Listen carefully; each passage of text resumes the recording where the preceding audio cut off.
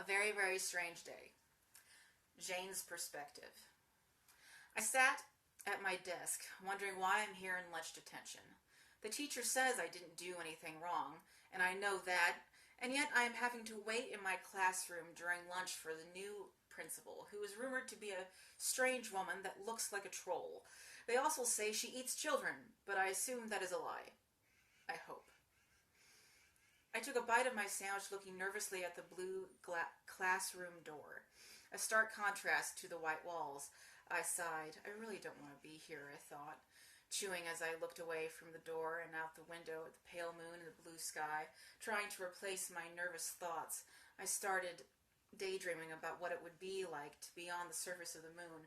What would the stars look like, I thought, or the earth for that matter, from the surface of the moon. I jumped at the familiar snap of the classroom door's latch. I looked as the principal entered. I could see where the child-eating rumor came from. She had a hunchback so severe she looked broken in half, yet she nearly filled the door. Overall, the rest of her was mundane, to say the least. Her hair was white, twisted in an old-fashioned bun. She wore a white cardigan with a white blouse under it, with a dress and cane to match. She had silver-framed glasses that rested on a nose like a piece of gnarly ginger root, with a silver chain attached to them that snaked around her neck. She walked in, slowly maneuvering through the desks to sit on the one in front of me, moving the chair to the side to do so. She laid her free hand over the one clutching the white cane she stuck in front of her, resting her hunched frame upon it. Her blue eyes made the rest of her troll-like face seem kind and inviting for being rather ugly. Principal's perspective. Jane's oval face and almond-shaped brown eyes looked at me sheepishly. Her straight, dark brown hair flanking her face, shielding her from the world, shifting in her chair, her gray hoodie twisted around her arms as she crossed them over her white t-shirt. Her feet jutted out to the left of my cane, her blue jeans twisting around her ankles as she crossed them, while her gray sneakers squeaked. After she fully settled in her defiance, she looked out at the pale moon and the blue sky. I smiled. "Do you know why I'm here, child?" She looked down and mumbled, "No." "You're not doing your math work." She shrugged and mumbled, "So?" I chuckled. "Why?" I coaxed. She looked sad. "I'm not as good as everyone else, not as fast or as smart." She swung her head toward me, glancing up at my glasses for a moment, looking down at her desk. She said, "Stupid anyway. No one will ever really need to use it." I smiled as I chuckled, "But how ever will you reach the moon?" Her head shot up, looking me in the eyes, confused. The question, "How did you know?" written in her glare. Jane's perspective. My chair rose, me still firmly in it, screaming, "What the fuck is going on?" I looked at the principal. Her eyes shone bright as if stars had replaced the orbs. I launched into the ceiling, straight through it, tumbling into darkness. I thought for sure my principal had just killed me if it weren't for the sudden stop. I had landed on the edge of a gigantic crater. As I looked down, I knew instinctively that I was on the moon.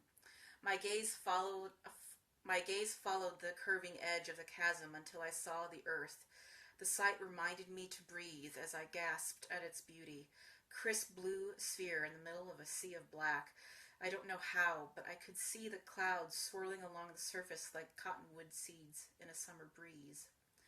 I sat there in a trance until my own breath pulled me out of it. I can't be breathing on the moon. I looked down, giggling aloud, placing the soles of my shoes on the ground. I could hear the soil crunch under my feet. That's impossible, I thought, yet here I am, listening to my soles grinding into the dirt. But I can't be. This is a dream, right? I started to giggle a little more, and it steadily grew into a belly laugh. "Oh my God, what the fuck is going on? How am I alive?" I squeaked. But wait, I thought. If I'm here, I thought aloud, then maybe I can go to my favorite planet, Jupiter.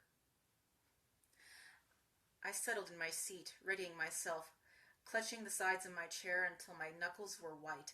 I closed my eyes, wishing with all my might to go to Jupiter.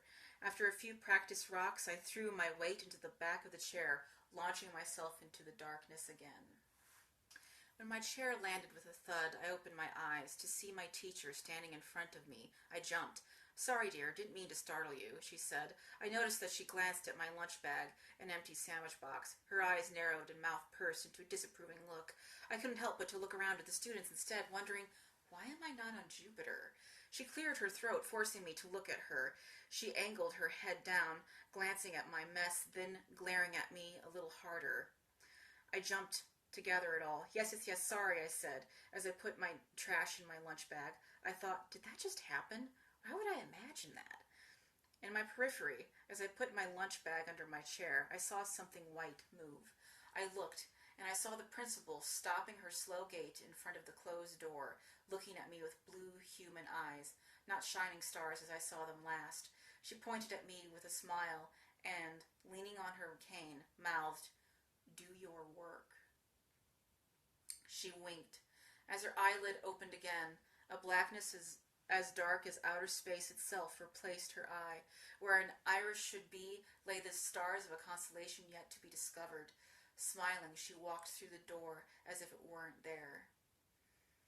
I sat there in stunned silence as the teacher gave instruction. When all was quiet, I managed to gather myself and took the math test. I got a C-. You may think that's horrible, but I never really bothered to take them before that very, very strange day. Finn! See you guys. If you'd like more of my stories and a little bit more of me, you can look in the description box below and you can browse all of the links that I have down there. You can even become part of my Galaxy family, which is my Patreon, and learn more about me and see more of me make a fool of myself reading my stories. Maybe I shouldn't put that in there. And, I don't know, let's have fun. See ya. Thanks.